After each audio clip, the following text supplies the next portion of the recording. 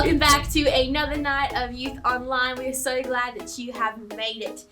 We are super excited that you're here. We miss your faces a lot in person. And I reckon actually by the time that we go back, I feel like all these guys will have grown like 6 inches. Like, you know how like teenagers just hit that growth spurt and then just like, phew.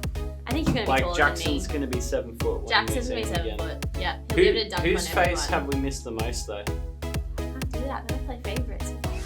Wonderful. Yeah. There's definitely some that we miss more. Who's that going to be? I don't know. Be? Comment down below who you think. Who do you think we miss most? What's going on, Christy? What do we need to tell these guys about? We have some exciting stuff coming up. Now, what I am most excited for, I think, is looking forward past all this crazy world stuff to January 2021. Summer camp is going to be lit. Yeah. Can we? But I think that we really want you guys to be there because of you all. But we also need you guys to register.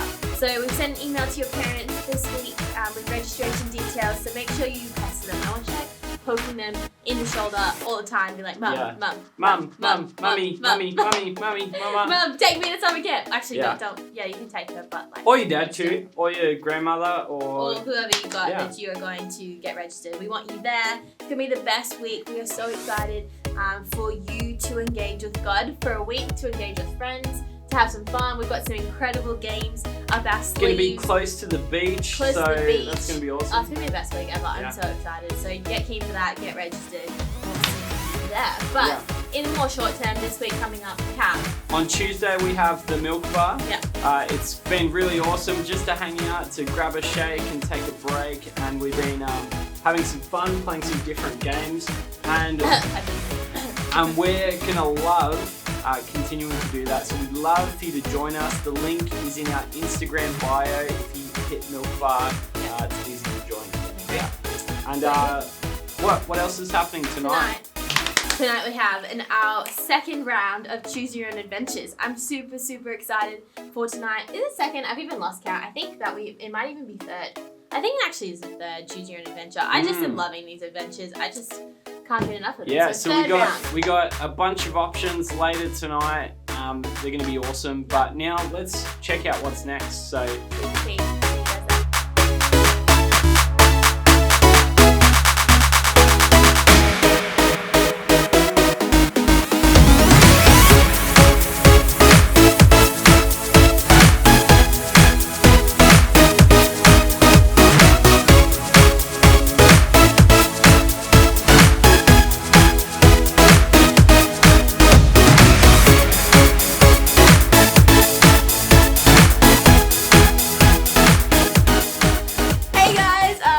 Nice to see you all, well, through the camera. Anyway, Justin and I are going to be playing a game called Word Sneak. Now basically we have these questions here and a bucket full of words, and we have to try and sneak those words into these questions/stories. Because we're going to be creating a really interesting story. What we haven't done before, we've been doing practical games, but we've never done talking really much at games, where that English was terrible. We have great banter. So hopefully it and works. He's trash, so Vikings are going to win. Let's be honest. Everyone knows I can talk like there's no tomorrow. So if there's any chance of someone losing, it's them. Anyway. Alright, so Beth, am I going first? Or? You get a lovely chance. Make sure you read out the story starter.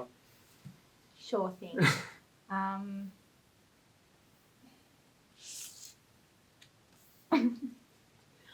Okay, this story starter is, what old person things do you like to do? Now this is very, very easy for Gramps over here, but yeah, let's go. So when the old person's home, I like to get, those little car things they have? I like to drive around in them, and when the old people see me, I'm like, skirt, skirt! And then they're just like, oh my gosh, that's so cool. Let me get one of those little things, Beth. Yeah. What about you? Well, the old person's they love to do all things, but one of the things that they love is to talk to good old King David, because they're actually best buddies. They're around the same age. Yeah. I once heard a story about King David, and he was walking through a gigantic forest, and it was filled with a whole lot of pickles. Ooh. And it was a really thing because they've got the vegetation, they've got everything's growing, and it's really. It's actually full of iceberg lettuce as well. Did you know that? Yeah, because they grow. I heard that the stories are actually iceberg lettuce are like grown from the ground. Yeah, they grow from the ground, and the old people love it. I'll tell you what doesn't grow from the ground though. Like you've got this thing, you've got a lot of vegetation, a lot of green going, but in the trees you get bananas, and the bananas are come down from the vines, and it just makes so. Keep going on. Yeah, you know what is bananas? Old people don't go to UOW because like it's just a bit weird to see like a mature age student around there. There's a lot of hip, cool young people like myself, and it's great. So give me an explanation of what it's like at UOW. Like, do they have physics classes? Do they? Yeah, they don't have physics classes, but they have geography, and they love Madagascar. That's one of their core case studies within geography subjects. It's just great. Can I just ask, is it specifically Madagascar? Specifically Madagascar, like they use the movie for like inspo, all that Oh, mate, that's amazing. Like, I would love to use the movie for inspiration. You know what movie I use for inspiration? Star Wars, featuring Anakin Skywalker. Wow. I know, amazing. And it's just such a good thing because you can see him go from good to evil. And it's just... That's really cool. And in Star Wars, like, you see a lot of the characters just peacocking around, being like, I'm the best. No, I'm the best. And, it just gets a bit boring, I don't know what Star Wars you've been watching, but sure as hell different to the one I've been watching. But, in Star Wars, sure they may be peacocking, but you got to remember they're a part of a capitalist society. And in capitalist societies, they have a lot of workers, and they got to work to get their money. So they have to peacock. Totes. Oh, yeah, so going back to the old people's home, because, Oh, yeah, of course. you got to sort of keep to the story. So a lot of old people, they have these hearts inside of them, like a lot of other people. They like to, they hope they keep beating, because, when a heart stops beating, you die. So keep going, old people. Yeah, as a student, my heart stops beating quite a few times, just like a day before like an assignment's due, because I just kind of like, assignments are really gross. So I'm really glad that some old people don't have to do assignments because they're past that stage. Yeah. So, there's all these things you can do in an old people home. But I'm going to go from a little bit of an adventure now. Think about an old person walking around, right? Yeah. What will you see? You might see a giraffe, a lion, just at the zoo. I'll tell you what you won't see, just an old person walking at the zoo. You won't see a unicorn. That is for sure. Unicorns, they don't exist. No, they don't. But they're in really high competition as best mythical animal with the dragons. Because, like, oh my goodness, like, can you imagine unicorns versus dragons in competition? Like, I think I know which one would win. Don't underestimate. Well, you know what? I tell you it would be a sight for sore eyes, though. You were going on the unicorn. Just imagine an old person walking around. There's a whole bunch of unicorns. There's a whole bunch of dragons. But what are old people known for? Forgetting things. And sometimes they just forget to wear their clothes. And just imagine a dragon seeing an old person like in the naked. Yeah. In the naked. You heard. Yeah. But old people, like, they have some problems with like confusion, and they kind of mistake clothes for like, I don't know, like just weird inanimate objects, and they don't like wearing them because who would want to wear inanimate objects? Yeah, no, those inanimate objects you definitely don't want to wear. Don't even think it's possible. No, we're still going with this one. So Okay, cool. what we'll do is we'll grab another story, because I think the old person has been wasted. Yeah. Gramps is dead. What would a world populated by clones of you be like? Oh, am I going first? You're going first. Can you say it again? What would a world populated by clones of you be like? So this is a world full of Beths. Just imagine that for a second. So a world full of clones of me would definitely be streets full of people singing like musicals and just having a great old time dancing like the dancers from Footloose. Yeah, definitely just running down the street. Yeah, when was the last time you danced, Beth? Danced, Beth? But don't answer that yes yet. Because the last time, when you're dancing, when you're running down the street with a street full of clones, sometimes your stomach's going to get upset a bit, and you might vomit a little bit, you know? Yeah. It can get quite disgusting, so I'd rather a world not populated by Beths. Well, that's kind of rude. But what about, like, a world full of clones of, like, Pastor Nathan? How do you reckon that would go? Not sure. Yeah. That's what you want to hear. That's what you want, you know, world full of Pastor Nathan. I'm sure, you know, Pastor Nathans would be running around, having a grand old time, you know. Jesus would be being preached at the top, and you know what? What does Jesus allow for? Jesus gave us animals and birds. Specifically birds, because they're a necessity. You know what he also gave us? Antelopes. Like, specifically antelopes. Yeah. Yeah, see, and one thing I've found out is Nathan, obviously, has a son called Aiden. I didn't just find that out, like, I've known that for a while. And Aiden, he likes his cricket. So, he's very good at doing sports. Yeah. He does have a little bit of a problem with his slobber, though. Yeah, I'm not sure why. Might need to get that checked out. You hear that, Aiden? You have a bit of a problem with your slobber. Alright, so what we're going to do is, because Aiden has such a problem with his slobber, you know, I can really vibe that sometimes. And, you know, when I'm slobbering on my mouth, I just want to yell out, "Yeet!" Good day! Is that? That's story time with Beth and Justin. I hope you enjoyed it. It was an interesting. So what did we learn from this story? I never want to hear Justin say yeet again. That was interesting. See you later, guys. Bye.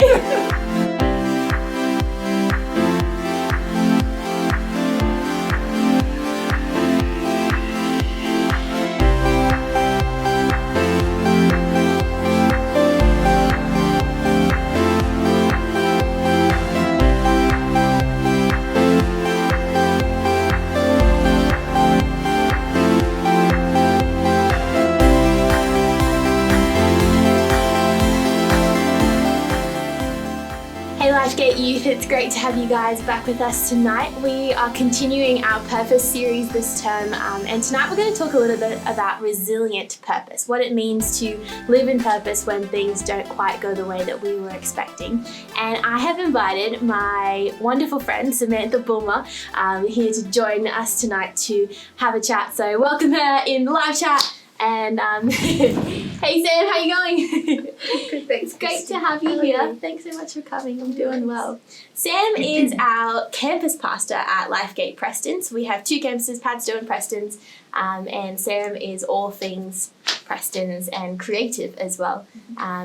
We love her to bits at Lifegate, and I have a lot of respect for her. So Sam, we've been talking about purpose this term with our youth, and I wanted to ask you, what does purpose mean to you? How do you live out purpose in your life? Yeah. Well, I guess I look at it that we've all kind of called to a general purpose and a specific purpose. So when I think generally, I think particularly as followers of Jesus, that we're called to know God, to worship God, and to reflect his character and his nature to the rest of the world. And I think that's the purpose of all of us. Everyone. Yeah. But when I think about specific purpose for my life, you know, and I think about the last sort of 20 years of my life in particular, you know, I think that God has specifically called me to help people grow in their relationship with God. And for a big chunk of my life, that's looked like being a pastor, and pastoring at different levels. Spent a lot of time with young people back when I was a bit younger, in the last few years as a pastor at Preston's. But I guess regardless of the role as a pastor, as a mentor, as a worship leader, in whatever capacity, the purpose in that is to help move people in their journey with God, help them to move closer to Jesus. So if I'm leading worship, I guess the goal there is to help someone encounter Jesus, to fall deeper in love with Jesus, and to move them forward. If I'm mentoring somebody, is to help them move forward in their relationship with Jesus. If we're pastoring the church, if I'm preaching, that's, I guess, the overarching purpose in many of the things that I do. And so everything just comes back to that. That's what purpose is, hey? It's that core thing that drives you forward in what you're doing. So good. Now, that's awesome what you've just shared with us. And so I'm wondering, has there been times in your life where you haven't been able to live that out in the ways that you would like to, like things that have just come up? Yeah, Can you tell us a bit about that? Yeah. I guess a big thing that came up in my life back in 2012 was I was diagnosed with a condition called chronic fatigue. And I had just spent about 6 months feeling pretty terrible, feeling really, really sick a lot of the time and really struggling to get out of bed and to do the normal day-to-day things. And finally, my doctor diagnosed me with chronic fatigue, and that really turned my life upside down. Yeah, I can in imagine. a massive, massive way. I had gotten married that year. I had been working as a pastor. Was living a very big life, and all of a sudden couldn't really do much at all. To the extent that if I did a normal day, I would then spend the next 2 to 3 days in bed, which was pretty difficult for my new husband, who had known me as this go-getter, and all of a sudden he was married to someone who couldn't do much at all. So that had a massive impact on what I could do. There was a lot of physical symptoms that came along with that, so things like I couldn't be around loud music. So if I walked into the church, my ears would start ringing and I'd start to get dizzy and I'd have to walk out. So it meant I couldn't be involved in worship, couldn't be on stage, couldn't do the things that I love and that I know that God has called me to do. I had to step back from pretty much all of it, step back from serving. Huge. It was a huge thing in my world at that time. But I would say it's one of the best things that ever happened to me as well. And that's the best thing about hindsight. Hey, you can look back on it and be like, that was like actually really good. I learned a lot. But in the moment, that's really hard. And I know our young people, they've got situations in their world where they definitely come up against things that stop them from living with purpose. And so we wanted to know, in those moments of feeling like you aren't able to live out your purpose, you're not able to do the things that you normally do, where do you find your worth? Where do you find your identity in that, in those times? How did you go with that? Yeah, and this is why I'd say this was the best thing that ever happened to me, because it forced me to go to a new place with God to identify my worth and who I am. And so I spent a lot of time in my bedroom just with God, and reading His Word and reading books on identity, and just getting to a place where I realised that all I'm called to do is what I said at the beginning, to know God, to be in a relationship with Him. I'm His daughter, and if that's all I ever did, that was okay. Wow, that's huge. And it took stripping back everything else for me to get to a place where I really learnt my worth as a daughter of God, and that all He was really wanting from me was to know Him and to love Him. And so that was a really special time in my life of just really coming back to what's most important, what is at the centre of it all. And that if I never stood on a stage again, if I never spoke to another human being, if I never sung another song, I was okay. And I was okay in Him, in knowing that this was who He had called me to be. So good. I think all of us need to go through some sort of a revelation like that. Yeah. Wow, like I actually am not defined by what I do, or That's right. my grades at school, or what my Absolutely. parents think of me, or anything like that. But it's who I am as a daughter of God, as a son of God. That I'm called. My purpose is to honour and worship God. 100%. That's it. Yeah. And just the way that we live that out is just a bit more unique. Thanks so much for sharing that. That's really cool. I guess to wrap up is, as an encouragement to these guys, maybe they've gone through similar things. I know that we've had some youth that have gone through sickness, or have had family members that have been sick like that, like you have experienced. but in other ways too. What would be an encouragement for us as we try and live out our purpose and we come up against roadblocks or hard things that we have to conquer? Yeah. What would be an encouragement that you might have for us? I think that in finding what your purpose is always to come back to what do you love? What do you enjoy doing? What brings passion to your life? So, if you love music, why not pick up an instrument and have a play around with it? For sure. What do you enjoy doing? How can you creatively do that in order to bless others? But I think if you're in a season where you're finding it difficult to be able to do those things that would bring you purpose, I think I'll say it again, just to go back to basics. Go back to who God is and who you are in Him. Yeah. That it's okay to have seasons that you feel like you're not going anywhere or you're not doing anything for Him, because it's not about that. It's wonderful that God would choose to partner with us and choose to allow us to use our gifts and our skills to bless others and to bless the church. But really what it all boils down to is who you are as a son, as a daughter of the Most High God, that He loves you, that He's for you. And it's His desire for you to grow in your relationship with Him, to get to know Him better. And the wonderful thing is that as we do that, we actually then are somewhat better at living out our purpose anyway, because we've got more to offer and we've got more to give to people around us. So, yeah. That's so good. So encouraging for us. I hope that from this chat, from this talk about purpose and continuing to come back to who we are in God, I hope that you guys have found some encouragement in that. And I really hope that in life groups tonight, or as you continue to think about this, that we can talk to your life group leaders, your life group about this. We want to journey with you guys so that you can find your purpose, find the things that you're passionate about. And we want to champion you guys as you do that. So thanks so much for joining us tonight. Thanks, Sam, for being part of it. It was really great. Pleasure.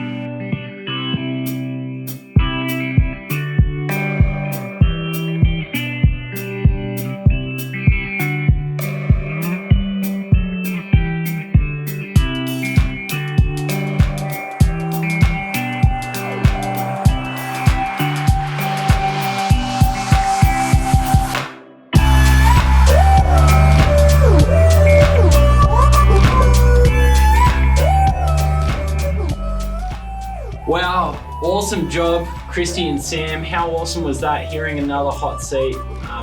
Now we're gonna head to our after party on Zoom. The link is in the chat box to the right. We'd love for you to join us and hang out with us. See you there.